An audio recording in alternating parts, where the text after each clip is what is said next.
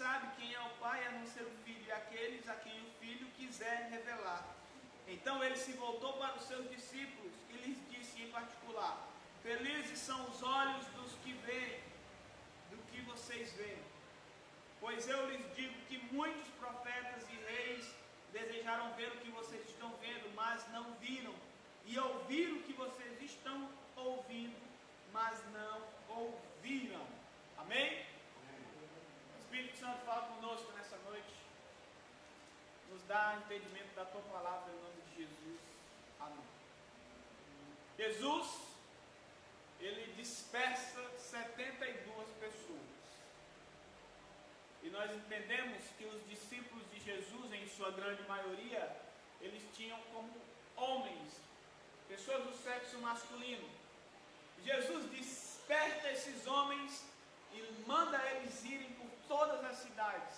Eu quero que você tenha na sua mente o que de mais interessante é nesse texto, é que antes desse texto, antes desse acontecimento, Jesus encontra os seus discípulos amedrontados, encontra os seus discípulos cercados por uma multidão de fariseus e uma multidão de pessoas que estavam ali, não sei ao certo se estavam com raivas ou tristes ou decepcionados com eles. Eu só sei que a história acontece da seguinte forma: um homem que tinha o seu filho ali doente, acometido por um espírito, que pegava esse menino, lançava no fogo. Nós entendemos, vendo as características desse espírito, esse menino sofria de convulsões, de epilepsia. E aí esse homem que tinha esse menino, ao ver os discípulos de Jesus, ele vai até os discípulos e dizem assim: olha, eu quero que vocês curem meu filho. E aí lá vão os discípulos de Tiago, João, Levi, todos os discípulos vão lá até aquela criança, e aí eles oram naquela criança. E aí no nosso contexto, se eu fosse contextualizar, eles passam óleo na cabeça daquela criança, eles vigiam em cima daquela criança, eles fazem todos os rituais evangélicos naquela criança, mas o demônio não sai. Muito pelo contrário, o que acontece é que o demônio pega eles e dá uma surra nele, de varas. Eles saem correndo da cidade. No meio dessa perseguição, uma multidão de pessoas o cercam, o menino cai no chão possesso, e os discípulos estão ali com medo, cercados por todos os lados, enquanto que os fariseus estão dizendo: ó, vocês estão vendo? Eu disse que esses homens não eram homens de Deus. Aí imagina a frustração dos discípulos, que viram Jesus dizendo para eles que tinha dado autoridade para pisar em serpentes e escorpiões, que ouviram Jesus dizer que no nome dele eles iriam conseguir vencer toda a obra do mal, que ouviram Jesus fazendo milagres e ensinando a eles como eles deveriam fazer esses milagres, estando os discípulos amedrontados, acovardados. O que é que acontece? A Bíblia vai dizer: Jesus, vendo a multidão, se dirige até ela. E quando Jesus chega na multidão, a multidão se abre. A Bíblia diz que as pessoas, ao verem Jesus, vão até ele para saudá-lo. Os discípulos amedrontados, porque o inimigo das almas, das nossas almas, colocou eles para correr no bufete, como a gente fala aqui. Foi uma surra de varas, por assim dizer. Sabe o que é mais interessante nessa história? É que alguns dias atrás, da mesma forma, escute só, da mesma forma, Jesus pegou uma vara e colocou para fora do templo aquelas pessoas que estavam comprando e vendendo. A vara, Jesus pegou uma vara, pegou um caniço, e começou a bater nos cambistas, os vendedores, para que eles saíssem de dentro do templo. Porque quando se toca no reino, como eu falei, Jesus ele vira o leão da tribo de Judá. E aí pouco tempo depois, o inimigo vai fazer o quê? Se apodera de um jovem possesso. E aí o que é que ele faz? Ele vai lá e bate nos discípulos. Mas diferente do inimigo das nossas almas, nós temos quem nos socorre. A Bíblia diz que quando Jesus chega naquele lugar, os discípulos estão tristes e amedrontados, com medo de serem espancados pela multidão, Jesus chega, diz o que está acontecendo aqui. Os discípulos não dizem uma palavra sequer. A multidão chega para ele, chega ali o pai do menino e diz o seguinte: olha, eu trouxe o meu filho, que é acometido de um demônio desde que era criança, para esses homens que dizem ser seus discípulos curarem, e eles não conseguiram, e o espírito imundo que estava no meu filho botou eles para correr, e eles apanharam dele. Jesus se ira, de geração incrédula, até quando vocês me terão no meio de vocês? E a Bíblia vai dizer assim: Jesus expulsa o demônio e o menino está curado. Já sabe o que é que acontece? Os discípulos com vergonha, né? Imagine só a vergonha dos discípulos. Jesus, bora gente, vamos voltar para onde a gente estava fazendo as nossas coisas. Os discípulos tudo de cabeça baixa, envergonhamos o Senhor. Todo mundo cabisbaixo. Aí Jesus chama aqueles discípulos, aqueles outros que desde aquele momento começaram a seguir a ele. E escute só o que eu vou lhe dizer: por causa dos 12, esses 60 homens, eu não vou dizer 70, eu vou dizer 60, por causa dos 12, 60 homens vivenciaram uma experiência sobrenatural que nenhuma religião da época podia suprir para eles. Por causa dos 12, você viu que o texto falou 72, mas só que nós temos 12. Então a gente entende que são 60 fora os 12. E aí o que é que acontece? Jesus sai da cidade, esses homens vão até ele, estão lá os homens, os discípulos cabisbaixos.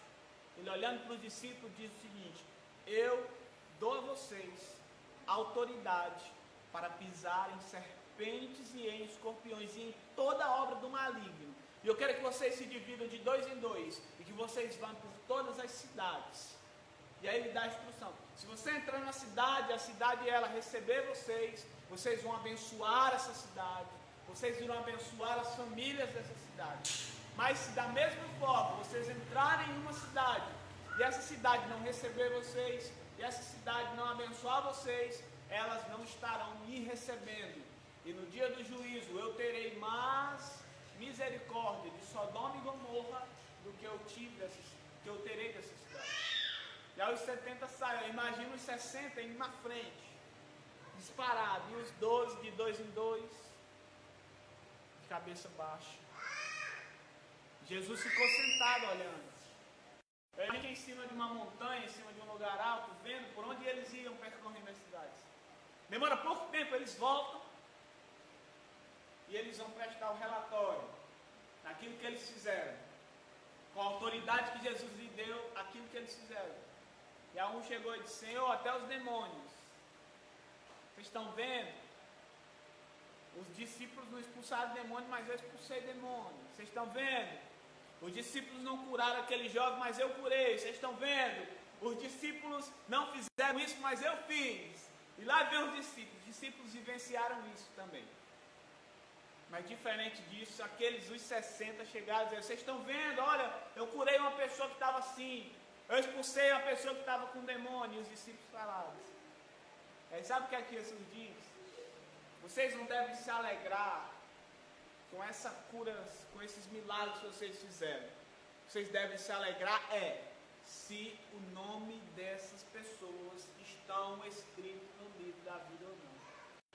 E aí Jesus ele prova para os discípulos, para mim e para você que somos discípulos, diferente da multidão que segue Jesus por conveniência, que o importante não é a cura, que o importante não é o fato de nós sermos humilhados, que o importante não é o fato de nós sermos desprezados, que o importante não é o risco que nós corremos por servir a Deus. O que importa é, nós estamos gerando salvação ou não. Sabe por quê? Porque as pessoas que querem vivenciar somente o milagre, as pessoas que dão importância somente ao milagre, no momento da dificuldade e da dor, elas vão fugir. Mas diferente dos discípulos, eles não fugiram.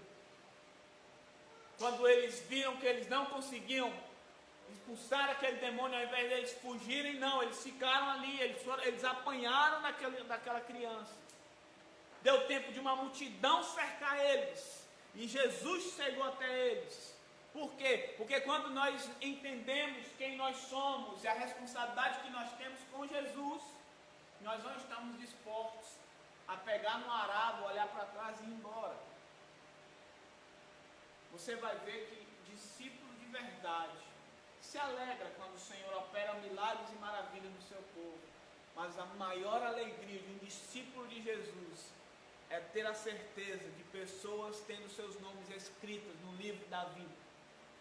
Você vai ver esses discípulos se alegrando com coisas que não foi nem eles que fizeram, coisas que não foram eles que operaram, coisas que não foi algo que foi gerado das próprias mãos dele. Mas eu digo para você uma coisa: quando nós nos dedicamos a ajudar uma pessoa, quando nós nos dedicamos a ministrar na vida de uma pessoa e nós levamos essa pessoa até Jesus e essa pessoa aceita Jesus, Jesus ele teve todo o trabalho de convencer, mas o crédito também é seu.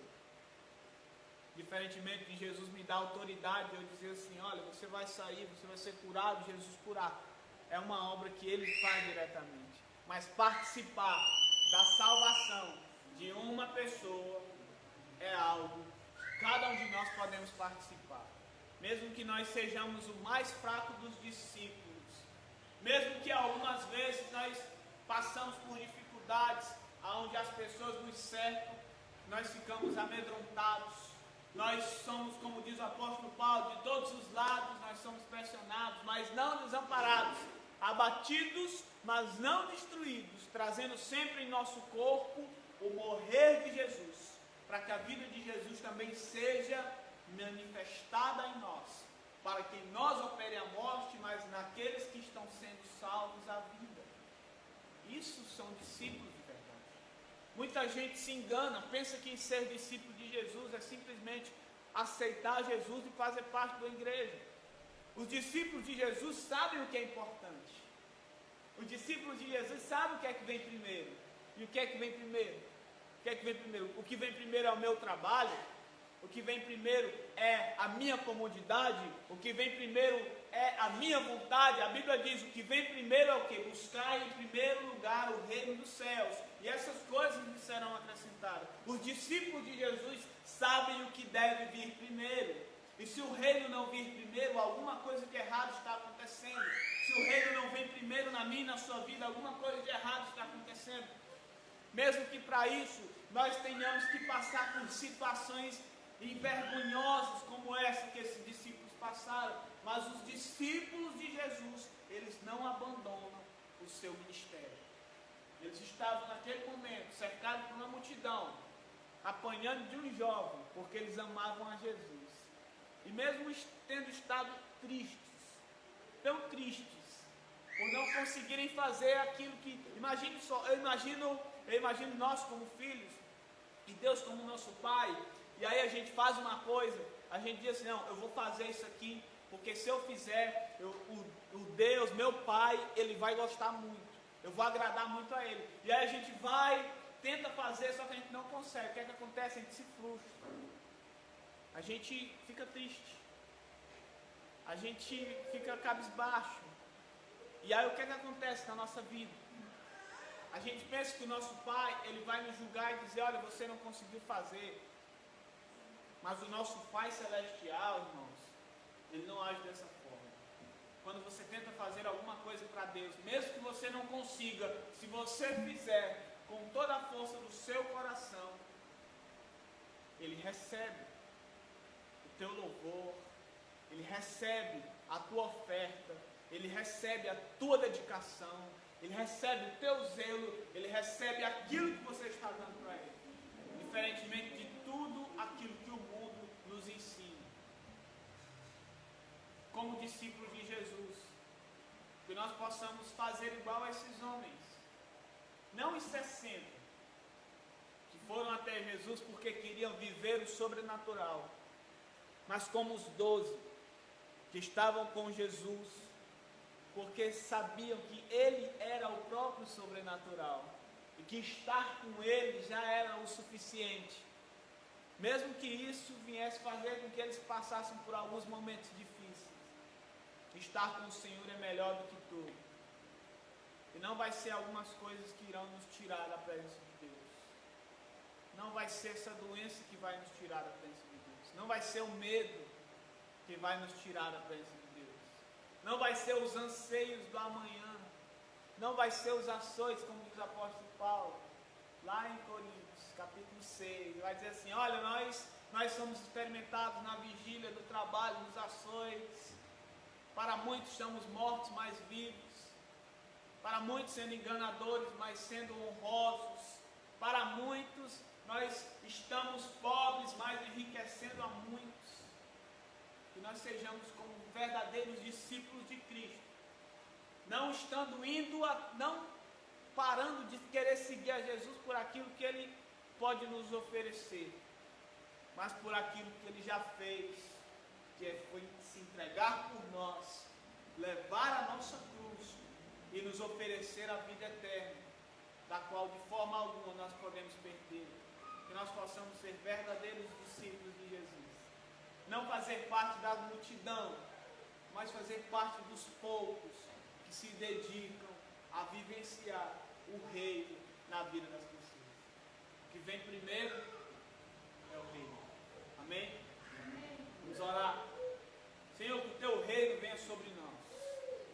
Que a tua vontade venha sobre nós. Nós clamamos a ti porque nós sabemos que nós somos tão fracos.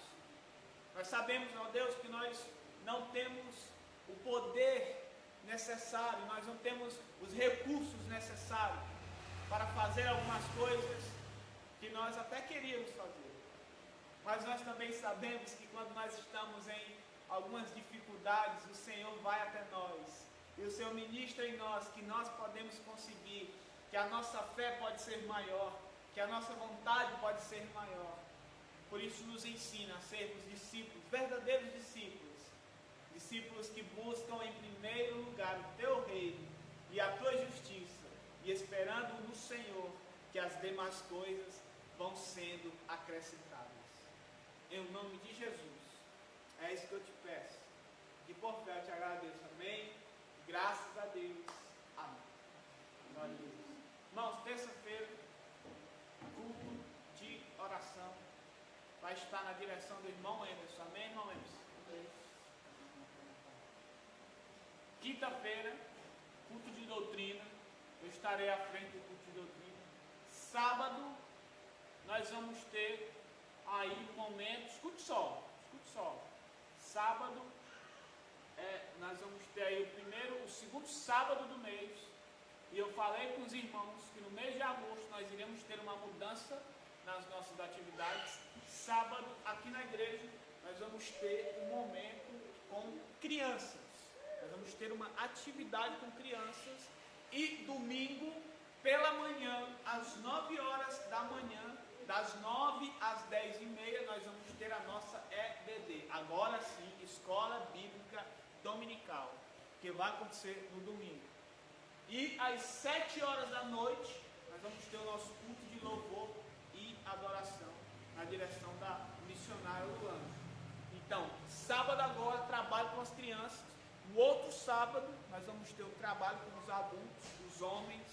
E nós vamos estar dividindo os nossos sábados com as faixas etárias, porque nós não podemos parar. O propósito de Deus não para. Sempre seguindo as leis de distanciamento, tomando todo o cuidado possível, mas nós não podemos parar de pregar a palavra de Deus.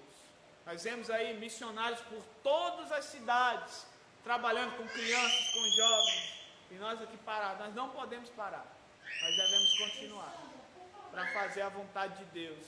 E eu peço aos irmãos a compreensão dos irmãos por conta dessa mudança. Talvez você fale assim, mas é muito ruim para mim, mas esforce-se um pouco.